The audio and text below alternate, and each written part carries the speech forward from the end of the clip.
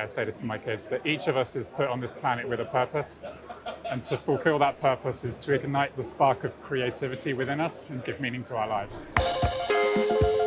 Chris, thank you very much for taking the time to speak with us here at the FF Tattoo Studio at FinTech Talents Festival 2025. Here we are on day 2 at the festival. We are joined by Jay today, returning to us after doing Cybos.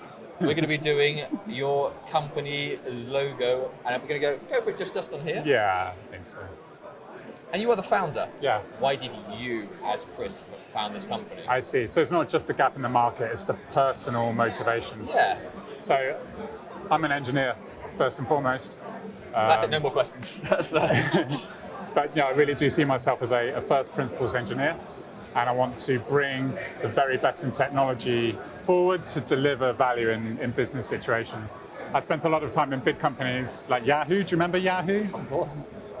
It's still Yahoo around. was like... I'm not that young. I do actually remember Yahoo. Should we just explain that to the junior? I had a terrific time there, a number of years working on big platforms, also at Betfair, which at the time was scaling very rapidly.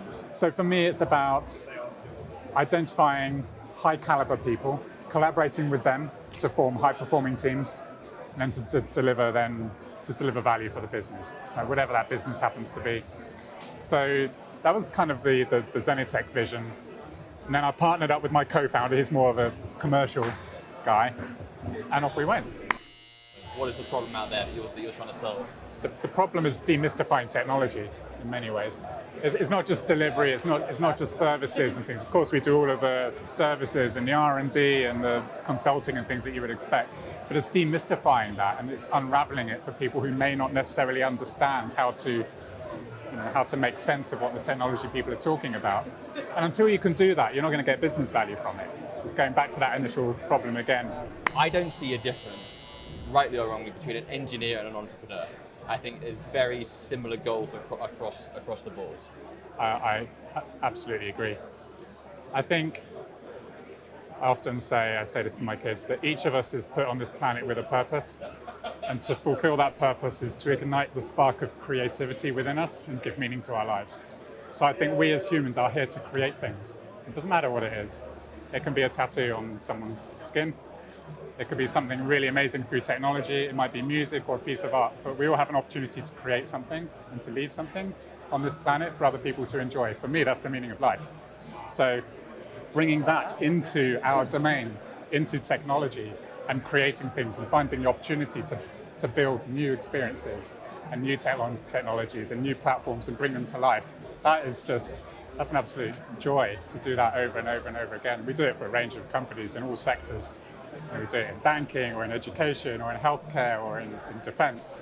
Every time it's a joy to do that and to create something new. This is where it gets serious now. Yeah. Jay's got her pen out.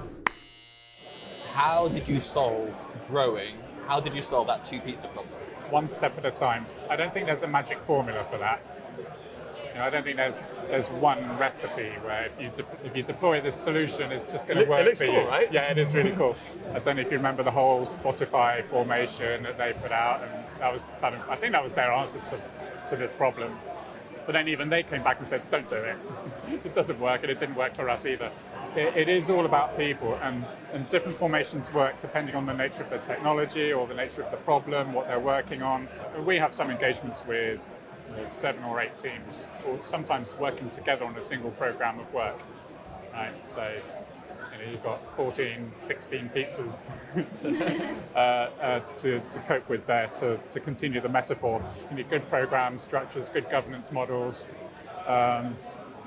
One of the competency centers at Zenitech is called the Delivery Services Assurance Competency Center. And it's their role to figure that out and get the right operating model for a client engagement with different teams of people to work. And there are different ways of doing it. That's amazing. Perfect. That's great. That's really good. Amazing. Did it hurt? Did it hurt? I wasn't the one getting the tattoo.